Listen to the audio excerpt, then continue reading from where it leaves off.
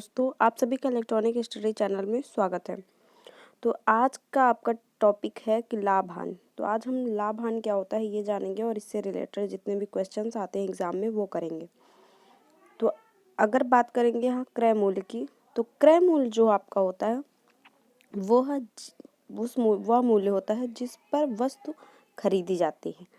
जैसे कि हम कोई वस्तु खरीदने जाते हैं मार्केट में, तो जिस रेट पर उस वस्तु को हम खरीदते हैं वो आपका होता है क्रय मूल्य। उसके बाद बात करते हैं अगर विक्रय मूल्य की, तो विक्रय मूल्य आपका होता है जिस पर वस्तु बेची जाती है। मतलब कि जैसे कोई वस्तु कोई दुकानदार बेच रहा है, तो जो बेच रहा है वो हमारे लिए जो है विक्रय मूल्य हो जाएगा। इसके बाद बात करते हैं जैसे लागत मूल्य। लागत मूल्य को आप अंकित मूल्य भी कहते हैं। तो लागत मूल्य जो होता है वो जब किसी वस्तु को निर्मित किया जाता है तो उस पर जो खर्च होता है आपका, वही आपका अंकित मूल्य हो जाता है। और जैसे लाभ की बात की जाए, तो लाभ जो होता है आपका वो अगर विक्रय मूल्य और क्रय मूल्य से अधिक हो, तो जो विक्रय मूल्य और क्रय मूल्य का अंतर होता है उसे लाभ कहते हैं। जैसे कि हमने कोई चीज़ 10 रुपये में खरीदी और उसे 12 रुपये में बेची, तो हमने कम की खरीदी और ज़्यादा में बेची, तो हमको इसमें 2 रुपये का लाभ हुआ। तो मतलब ये जो लाभ होता है कि आपका विक्रय मूल्य माइनस क्रय मूल्य होता है। मतलब जितने में बेचा आपने माइनस जितने में खरीदा आपने, तो मतलब विक्रय मूल्य माइनस क्रय मूल्य, ये आपका हो गया लाभ का फॉर्मूला। इसके बाद बात करती है, फॉर्मूला नहीं, ये आप बेसिक कॉन्सेप्ट से भी समझ सकते हैं कि लाभ बराबर आपका विक्रय मूल्य माइनस क्रय मूल्य। जैसे कि अभी मैंने बताया कि जैसे कि कोई चीज़ आपने 10 रुपये में खरीदी और उसके बाद उसको 12 रुपये में बेची, तो यहाँ से आप देखेंगे कि 10 और 12 का डिफरेंस देखेंगे। 10 की खरीदी 12 की बेची, मतलब 2 रुपये ज़्यादा में बेची आपने, तो इसमें से 12 माइनस 10 करेंगे तो ये जो 2 रुपये निकल के आएगा ये आपका लाभ हो जाएगा। मतलब 2 रुपये आपको एक्स्ट्रा मिले हैं। तो लाभ बराबर आपका हो जाएगा विक्रय मूल्य माइनस क्रय मूल्य। इसके बाद बात करेंगे अगर हानि की, तो हानि निकालते हम।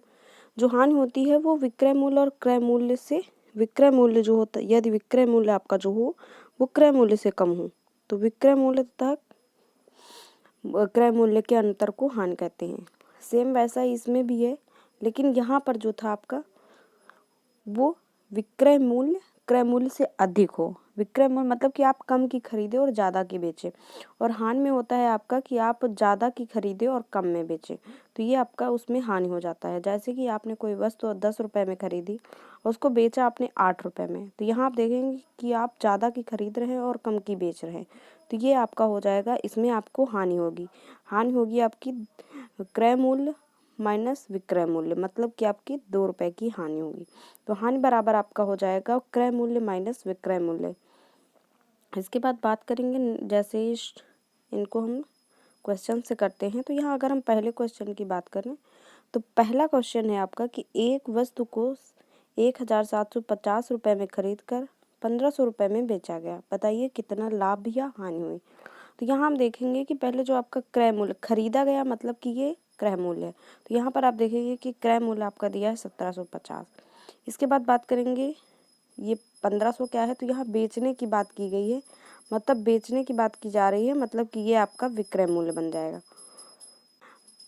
फिर उसके बाद देखेंगे कि यहाँ मतलब हमने कोई वस्तु जो है आप 1750 रुपये में खरीदते हैं और उसको बेचते हैं आप 1500 रुपये में, तो आपने ज़्यादा की खरीदी और कम में बेची, तो इसमें ऑब्वियस सी बात है आपको हानि होगी। ज़्यादा की खरीदेंगे और कम की बेचेंगे तो आपको हानि होगी। तो यहाँ हम देखेंगे कि हानि कितने की हो रही है, तो 1750 में हम 1500 जब माइनस करेंगे तो ये आपका आ जाएगा 250, तो इसमें आपको 250 रुपये की हानि हो जाएगी। इसके बाद अगर हमसे इस क्वेश्चन में परसेंट पूछा होता तो हम इसका परसेंट निकालते हैं, बट आइए हम परसेंट के लिए आपको ट्रिक बताते हैं। तो अगर हमसे लाभ प्रतिशत पूछेगा तो उसमें हम लिखेंगे लाभ बटे क्रय मूल्य इंटू 100, ये लाभ के लिए होता है। और अगर हमसे हानि प्रतिशत पूछे तो हानि बटे क्रय मूल्य गुणे 100, इसमें हमको विक्रय मूल्य का कोई रोल नहीं होता है, यहाँ पर क्रय मूल्य ही मैटर करता है। तो यहाँ पर हानि बराबर प्रतिशत में अगर हो जाए तो होगा हानि बटे क्रय मूल्य अपॉन 100, और अगर लाभ की बात की जाए तो लाभ बटे क्रय मूल्य इंटू 100। इसके बाद विक्रय मूल्य का जो आपका फॉर्मूला होता है वो होता है अंकित मूल्य माइनस बट्टा। जैसे किसी चीज़ पर आपको छूट दी गई है छूट को ही हम बट्टा बोलते हैं। तो अगर किसी वस्तु पर आपको छूट दी गई है तो विक्रय मूल्य बराबर आपका हो जाता है अंकित मूल्य माइनस बट्टा, मतलब कि छूट। तो आइए इससे रिलेटेड आपको क्वेश्चन कराते हैं। यहाँ क्वेश्चन नंबर 2 हमने लिख रखा है कि किसी वस्तु का अंकित मूल्य कितना रखा जाए कि 20% की छूट के देने पर भी लाभ आपका 10% हो। तो यहाँ पर है कि अंकित मूल्य का मान कितना रखा जाए कि 20% की छूट देने पर भी लाभ 10% हो। तो यहाँ पर हम देखेंगे कि पहले तो हम क्रय मूल्य जो होता है आपका वो अपने आप में 100 रुपये मान लेते हैं। जैसे कि अभी हमने प्रसन्नता पढ़ाया था तो बताया था कि कोई भी चीज़ जो है अपने आप में 100% होती है। तो यहाँ पर हम अगर क्रय मूल्य की बात करें तो वो अपने आप में क्रय मूल्य को हम 100 मान सकते हैं। तो यहाँ पर अगर हमने माना कि क्रय मूल्य बराबर 100 रुपये है तो अंकित मूल्य हमको निकालना है, तो अंकित मूल्य बराबर हम मानेंगे x। तो हमको यहाँ से x की वैल्यू फाइंड आउट करनी है। इसके बाद देखेंगे कि इसमें लाभ दिया हुआ है कि हमको 20% की छूट देने पर भी 10% का लाभ होता है। तो यहाँ पर हम लाभ की बात करेंगे तो लाभ के बाद आपका जो विक्रय मूल्य निकल के आएगा वो आएगा आपका क्रय मूल्य प्लस क्रय मूल्य पर 10% लाभ है। तो ये क्रय मूल्य आपका 100 रुपये हो गया। फिर उसके बाद हम प्लस करेंगे, 100 प्लस हो जाएगा आपका और 100 इंटू 10% का लाभ है तो यहाँ पर हो जाएगा 10/100। 100 से 100 कैंसिल आउट हो जाएगा, 110 में 10 ऐड करेंगे तो ये आपका 110 हो जाएगा। तो मतलब जो लाभ के बाद आपका विक्रय मूल्य निकल के आएगा, मतलब सेलिंग प्राइस जो निकल के आएगा वो 110 रुपये हो जाएगा। इसके बाद हमसे एक दिया हुआ है कि यहाँ पर 20% की छूट दी जाती है। तो पहले हम अंकित मूल्य लिखेंगे। अंकित मूल्य में अगर अंकित मूल्य से जो छूट दी गई है उसको घटाएंगे तो आपका जो है लाभ के बाद वाला आपका विक्रय मूल्य निकल आएगा।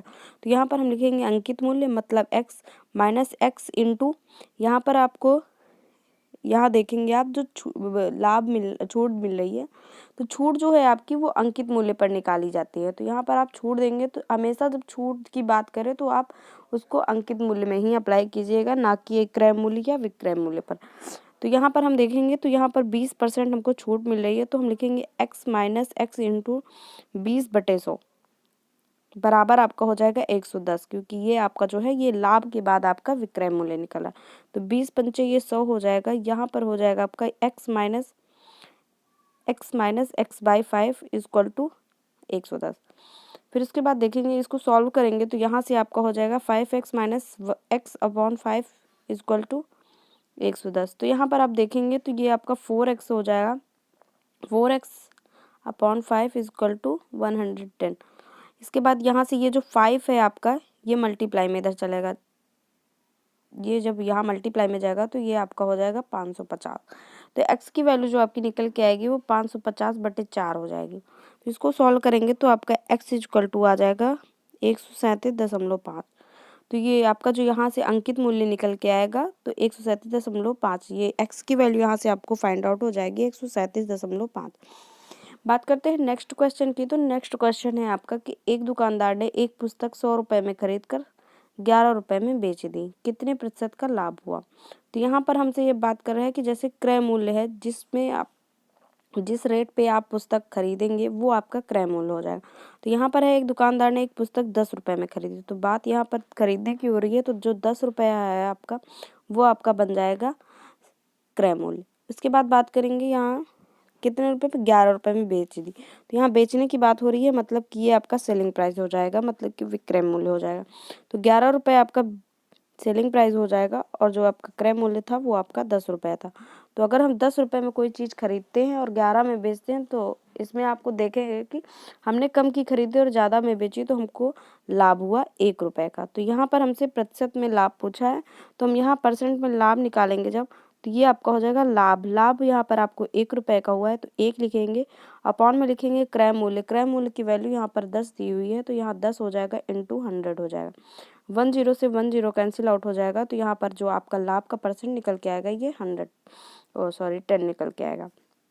इसके बाद बात करेंगे नेक्स्ट क्वेश्चन की। तो नेक्स्ट क्वेश्चन है आपका कि एक हीटर 180 रुपये में खरीदा गया तथा 160 रुपये में बेचा गया, बताइए कितने प्रतिशत की हानि हुई। तो यहाँ पर हमसे बताया है कि जो पहले हमने हीटर खरीदा 180 रुपये में खरीदा, तो यहाँ पर क्रय मूल्य आपका हो गया 180 रुपये। तथा उसको 160 रुपये में बेचा। तो जो आपने बेचा है मतलब ये आपका विक्रय मूल्य हो गया। तो विक्रय मूल्य आपका हो गया 160 रुपये। तो यहाँ देखेंगे तो आपने 180 में खरीदा और 160 में बेचा, मतलब कि आप ज़्यादा का खरीद रहे हैं और कम का बेच रहे हैं, तो इसमें आपको हानि होगी। तो यहाँ पर हानि आप निकालेंगे तो 180 माइनस 160 करेंगे तो ये आपका आ जाएगा 20 रुपया। इसके बाद यहाँ पर परसेंट पूछा है हमसे, हानि का प्रतिशत पूछा है, तो यहाँ पर हम परसेंट हानि निकालेंगे तो ये आपका हो जाएगा, पहले हानि लिखेंगे, हानि हमको 20 रुपये की हो रही है तो हम ऊपर लिखेंगे 20 बटे क्रय मूल्य लिखेंगे तो क्रय मूल्य आपका 180 है इंटू 100 हो जाएगा। 20 से 180 9 बार कटेगा तो यहाँ हो जाएगा 100/9। तो ये आपका आंसर आ जाएगा 11 सही 1/9%।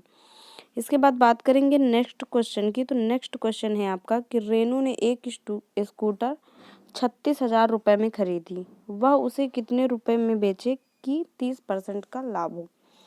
तो यहाँ पर जो 36,000 दिया हुआ है ये खरीदती है उतने में, तो ये आपका हो गया क्रय मूल्य। इसके बाद देखेंगे तो लाभ हमको यहाँ पर दिया हुआ है कि वह 30% का लाभ हो।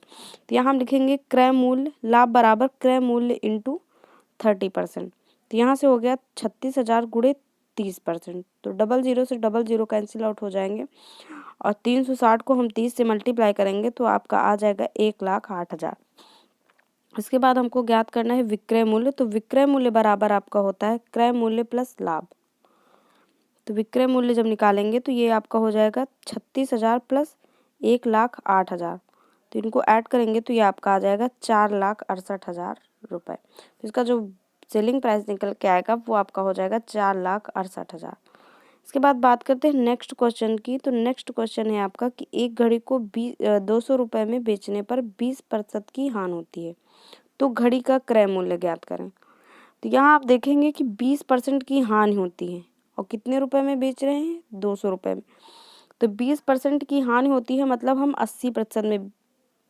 80% की वैल्यू आपको यहाँ पर 200 रुपये हो गई। तो यहाँ हम लिखेंगे 80% बराबर 200। तो क्रय मूल्य अपने आप में 100% होता है तो हमको यहाँ पे 100% की वैल्यू फाइंड आउट करनी है। तो यहाँ से हमको 80% बराबर 200 हो गया तो 100% की वैल्यू निकालेंगे तो ये हो जाएगा 200/80 गुणे 100। 10 से 10 कटेगा, 4 से इसको काटेंगे 4 दूनी 8 हो जाएगा, 4 पंचे 20 हो जाएगा। फिर 2 से 100 को काटेंगे तो ये आपका आ जाएगा 50। 5 को जब 50 से मल्टीप्लाई करेंगे तो आपका आ जाएगा 250। तो इस क्वेश्चन का जो आपका क्रय मूल्य निकल के आएगा वो आपका 250 निकल के आएगा। आई होप आपको ये प्रॉफिट एंड लॉस के क्वेश्चन समझ में आ रहे हो।